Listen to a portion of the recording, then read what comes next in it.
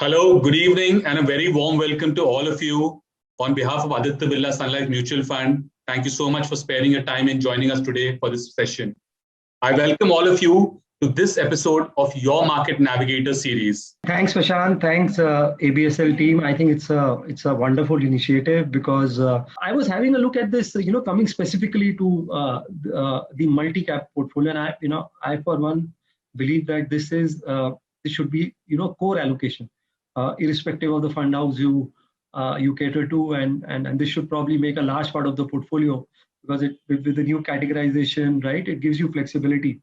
The other previous multi-caps, or which are now flexi caps largely, have become too large, most of them, right, and which essentially work more like a large cap plus kind of a portfolio. I was looking at the portfolio, and if you could throw some light on it. So what I found, and correct me if I'm wrong on this, is that you are almost 18-19% on banks, and including financials and insurance, you are about 26-27%, which is slightly lesser than what the weightage of financials overall is in Nifty.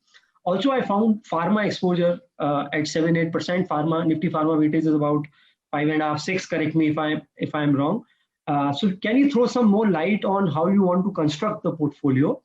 And since it's a multi-cap fund, I was more tempted to, because you have that pharma background, I was looking at the portfolio in detail. I found a very interesting mix of companies, both in large and mid cap. So pharma in particular, I found Alchem, which is the larger one, which is more domestic formulation.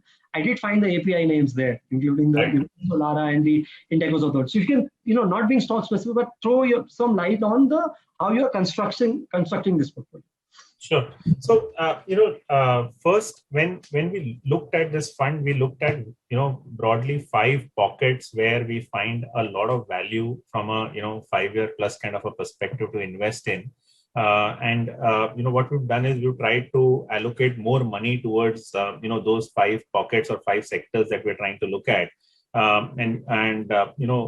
If you were to look at the first one is banks and NBFCs that we're trying to look at, which is at around 21% of the fund, as you rightly pointed out. Now here, we have a slightly more nuanced approach that, as a house, we have always believed that private sector banks are, a multi-year structural story, which has happened over the last 10 years and which will happen over the next possibly more than 10 years that we're trying to look at. Now, why do we say that, and why are we overweight that hypothesis that we're trying to look at? Is that, if I were to look at the last 20-year data, right, from 2000 to 2020, right, private sector banks have taken away market share from public sector banks year after year. So just 20 years back, they were 19% share of the deposit share of the overall pie that we were trying to look at, right? Today, that has increased to somewhere at around 38-39% in the overall sense. Year after year, they have increased their deposit share. Similar is the story with, loan growth, which was earlier in 2005, it was at around 18-19%. Today, we are at around 38% again of the overall pie, which is there with private sector. And our assessment is next 5 years, half of the loan book from the whole of India will be driven by private sector that we're trying to look at. Just look at the last 12 months data. While the overall credit growth for the industry has been 5%, broadly, private banks have grown at 9.6 or 10%, double the rate of what we're trying to look at for the overall industry growth that was there. So we find that, year after year, private sector banks will take away market share from PSUs, and that is where, we are fairly positive on the overall growth hypothesis for private sector. Similarly, there is NBFCs where, there is no parallel in terms of having control over customers, which nobody else is catering into, right? And those kind of NBFCs is something that we are fairly excited about, because it is not the cost of funds which is of an advantage to any particular franchise, but it is more about the asset base and the expertise that you have on that asset base that we're trying to look at, and which is where select NBFCs are something where we are fairly excited about, and that is something where we find that having a disproportionate allocation will give us a good CAGR over the next 3 to 5 years. Here we prefer more of large cap private banks, the likes of HDFC, ICICI, things like that, where we find Axis, where we find that their overall growth is fairly structural in nature, and we find that they are very well positioned themselves even in digital. To give you another example, you look at an all digital card which has been floated by Amazon and ICICI just 18 months back. It has been the fastest growing card in the digital arena that we are trying to look at. And everything, right from customer sourcing to their assessment of credit to dispersal, everything is done digitally, which speaks volumes about what they're trying to do at the digital end to acquire customers that we're trying to look at. Similarly, if I look at the next hypothesis, which is consumption, where we are fairly excited because there is a massive shift which is happening from unorganized to organized. It all started 5-7 years back when demonetization happened. And post that with GST and now with COVID, we have seen that organized pie has secularly increased, and there is a big shift which is ahead of us. You talk of AC companies, you talk of cable and wire companies, you talk of retailing companies, apparel companies, and a lot of these places we find that shift will secularly happen, and they will continue to grow at 15 to 18% kind of a CAGR. And that is attracting another 17-18% of the fund today, and possibly we will increase as we move forward in this space of consumption that we're trying to look at. The third one is specialty chemicals, where we find that the whole hypothesis is fairly attractive. Again, data here says that if I were to look way back in 2008, where West used to dominate this industry, last 12 years, the movement from West to East has happened, but major domination has been China. But if you talk to any of the MNC customers today, everybody is talking of China plus one strategy. And that is where a lot of specialty companies, today are going and searching for, players which are outside of China, and India being one of the key regions where, we are finding that, a lot of companies are trying to talk that. But here we have not built up anything in the last 1 month. And why have we done that is because we find that a lot of companies are already factoring in growth for the next, 2 odd years. And we are waiting for an opportune time to actually add more weight here. And also, there are some of the companies which are there in pipeline, which are, possibly looking at, IPOs at a reasonable valuation or fundraising, which is there, where we will participate. But this is one area where, we think there is a lot of promise, but we need to yet scale up. And that is the third area that, we will participate. Fourth one is manufacturing, and which is largely PLI led. Your production linked incentive as a plan, which has been floated by the government, is across 13 sectors. We find a lot of exciting opportunities, right from, food processing, where we've already participated in the largest feed company in India, to various others in auto ancillaries, which is there, where PLI is yet to be announced. And various other consumer discretionary companies also, where we would want to participate in the overall manufacturing hypothesis. And lastly, there is technology stroke digital, where a lot of software companies is something which is an good play to actually look at. Your order books are fairly strong. Companies are actually looking at a very strong next year, next 12 months as well, based on the order book cycle that is there. And there is a massive migration from core infrastructure that we're trying to look at towards cloud and AI, and many of our companies are typically trying to participate there. So there again, we have 9 to 10% of the fund. One area which you mentioned, which is pharma particularly, is a part of manufacturing here that we actually put in, where we're saying 20% and largely 8% out that is pharma, where the API company which you referred to is largely a PLI play, which is there, and also they are increasing their overall number of products that they are supplying to the market. And at the same time, we are fairly excited on the pharma side on companies which are more domestic oriented. Just to say, the numbers for April and May have been fairly robust on the domestic side of the business. Valuations are not aggressive here. And, a lot of these companies are looking at a very robust outlook, for the next, I would even say more than 12 months. It is like more than, 2 to 3 years that will be fairly excited on the domestic part of the business. And that is where we selected some of the companies where we think, we should outperform the overall markets. Also, Dhaval, I think another thing which I noticed at the portfolio when I was looking at it is that looks like some of the pockets are a no-go area, or let me put it that they are like underweight for you. So I hardly see any PSU. Despite this, the market is quite gung-ho about this value pocket of PSU. I only saw SBI in the portfolio, and you can correct me if I'm wrong. I also did not find too much commodities. So much noise on commodity super cycle being played out. I could only see non-ferrous name, which was Hindalco. and you can correct me there. So do you have any, areas where would you like to avoid, or are like, considering that we are at 15,700 on Nifty, which are, pockets of concern for you, or something which you won't want to go right now and maybe at better prices later? Yeah, so that's a great question. There are two things that we classically avoid. First one is the extreme end of the curve, which is on the right hand side, which says that growth at any price. And there are companies which are out there which are possibly quoting at 100 times, 150 times kind of multiples based on trailing earnings, and even 70, 80 times kind of multiples forward, which is something that we are not fairly comfortable to play. Because of the fact that we think that every business inherently has volatility. And, if you are giving that kind of a multiple, there is no margin of safety that you are trying to back yourself with in case the hypothesis doesn't turn out to be true. So those are the kind of companies where, we will typically, not go, and we'll try to avoid that, which is at the other extreme end of the curve. On the left-hand side is, classically what we internally term as value traps.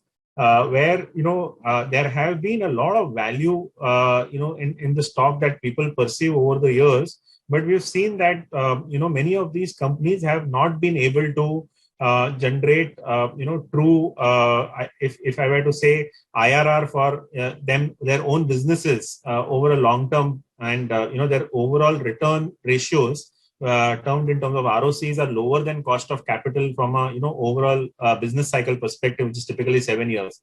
And those are the companies where we are not fairly comfortable. In that basket also belongs companies which are over leveraged, where we find that a lot of growth is pegged with debt, and which is something that we are not very comfortable with.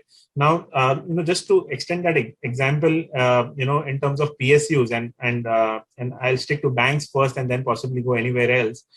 You look at PSU banks, and you look at last 10 years, or possibly now even 15 years that you're trying to look at. Many people argue that many of these businesses are 0.5 times price to book, and at least they should be quoting at book value in that sense, because that is something that will always get at liquidation. And that is something that we've always argued with, that if you were to include their restructured books into the slippages, and you were to look at all the other areas where you would find slippages are hidden, their book value is actually not there. So to that extent, we don't find any merit in terms of trying to value this franchise and trying to find value there. There is always a possibility at some point in time, because of some event like a PSU bank recap, you will see that there is a big euphoria in the market. But our sense is that at many points in time, we have seen that while they have been given additional capital either by external shareholders or by government, that has not yielded great results year after year after year. And that is where we are not fairly comfortable, except for the largest PSU bank, which you rightly pointed out, where we find that there are a lot of levers that we can add on to, and see that they are doing a fairly good job. And it's a classic case of overall economic revival that we're trying to look at.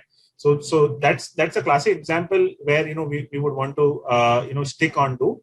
Coming to metals.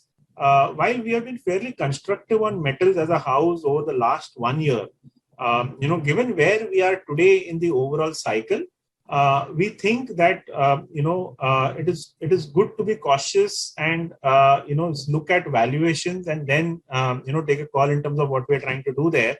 And that is where we are not participating aggressively for the want of aggressive valuations that we are trying to look at. At some point in time, if we find that things are improving further, and it warrants an attention, we might increase some kind of an allocation. But we have more and enough opportunities in small and mid cap space, and that is what excites us much more to participate in the current market. Sure. And that is something that we will do even incrementally too. Also, I was actually a little surprised to look at the NAV of the fund. Too short a period to comment on it, but seems like you did not got too much into the timing bit. I know it can be tricky, right? Doing an NFO at almost close to 15,000 Nifty. So there is this urge of delaying the deployment. So could you throw some light on what's the cash right now? I saw the NAV at almost 10.7, which means that the fund is actually almost in line, right? Plus minus 1% with the recent up move. So what's the cash level? How do you intend to use cash going forward?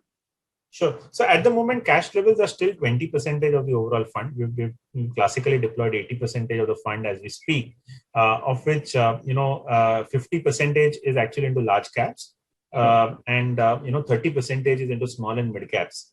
Our final intent is to go 55-60% into small and mid caps and have the balance into large caps. But we could clearly sense the fact that markets will continue into the euphoric phase that we are trying to look at, largely because of the fact that the larger concern which was at the back of the mind of the market was about the severity of COVID. And as the number of cases we're seeing a decline, and we are possibly less than 1 lakh in terms of per day cases that we're trying to look at from a peak of 4 lakhs, is something where markets have looked at it enthusiastically. That in a normalized environment, what is the kind of thing if you were to ignore Q1 and see in terms of what is there? And even if you look at the activity levels, we are at a June 20 level in terms of where the activity was, and have not dipped as much as which was there in April, May of last year, which indicates that businesses have not got as much impacted as was earlier apprehended because of second wave that we're trying to look at. So to that extent, we have allocated more money towards large cap to participate in every shape and form that we're trying to do that, and we will slowly and gradually shift more and more towards small and mid cap as we get our stocks at right prices to actually participate in that sense that is there. So that's how we've constructed over the last 1 month on the overall portfolio side. So the first question, Gurmeet, is for you, because a lot of people want an advisor's perspective on this. You actually touched upon this at the beginning, that you have this category, the good old flexi cap category, which is actually in its current avatar more of a large cap plus. Most AMCs run a 65 to 75% large cap portfolio at any given point in time. And now you have this new category, which is the multi-cap fund, where by mandate at any given point in time, you need to maintain at least 25% towards large cap, at least 25 mid cap, and 25% small cap.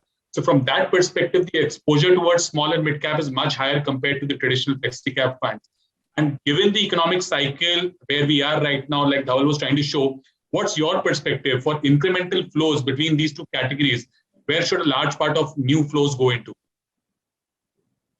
I think a very important one. So I think, Prashant, one learning for us in this cycle has been that, as Dhaval was saying, that it's also it is not one against the other. A lot of time, when we sit with clients, we make it mutual fund versus PMS versus stock. It is not the case. I think we have to figure out a way. So there's no standard formula, right? That it's a 30-30-30 or 40-20. It varies from client to client. And one learning has been for us is that figure out the right combination for the client. So if the client gets a little perturbed by volatility, right? So first thing first, the core portfolio of your MF portfolio, since we are discussing MF here, the core portfolio should be between flexi cap and multi cap. And by core, I mean a good 60-70% should go in this category.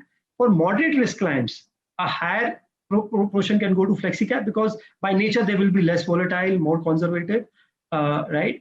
And so maybe you can make it maybe 2/3, 1/3 towards flexi and multi-cap. And for investors who are more evolved, it could be probably, maybe 50-50.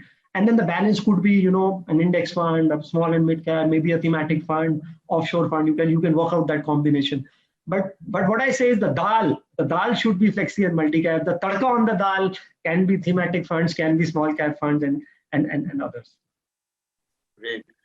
Dhaval, what's the money manager's take on this? Because this is predominantly the question that I'm seeing across the screen, that, we have already invested in flexi cap funds. Now, what do we do? Are you asking us to move out of flexi cap and come into multi-cap? Where should the incremental money go in? So what's your take on this? I couldn't agree with Gurmeet more, and I completely agree to the fact that, a predominant portion is flexi and multi. Let me take the opportunity to distinguish between the two, for the benefit of all the viewers. See, a flexi cap fund, as much as there is a flexible mandate to go across market caps, what happens in practical scenario is that most of these are benchmarked to, indices where the small and mid cap portion are typically somewhere at around 20 to 25%. And that is where invariably, even if the money manager has a positive view, they will have an allocation which is 5 to 10% higher than the mandated, small and mid cap exposure of 20 to 25%. So you will have invariably most of the flexi caps having somewhere at around 30-35% kind of a mid cap allocation, and not be more aggressive than that, right? Versus that a multi-cap is by design minimum 50, minimum 25 is small cap, minimum 25 is mid cap. So at all points in time, you will have minimum of 50% into small and mid caps. And if you are constructive on the market, like how we are today, right, as I explained earlier, we'll possibly go towards 60-65% towards small and mid cap as we finally build up the overall portfolio that we're trying to look at. So here I have double the exposure of what a flexi cap would have in that sense. So if you're an aggressive equity investor who wants to participate and believes in the overall next 3 to 5 years of the market hypothesis, then multi-cap is a more disproportionate allocation for you versus flexi cap that you're trying to look at. And if you're a conservative investor where you would still want to have a small and mid-cap portion, then flexi cap has to be a higher allocation as Gurmeet was suggesting earlier. So it's a play between, how are you as an investor, whether you're aggressive or conservative in terms of the approach that you want to look at it, that you can select either of these two or have a combination of these two in the overall allocation and then build up the portfolios that you're trying to look at. Thank you to all our MFD partners as well as investors who joined us today. Thank you so much for sparing your time. We look forward to having you on this platform on a regular basis. Till such time, stay safe, take good care of yourselves, and have a great evening ahead.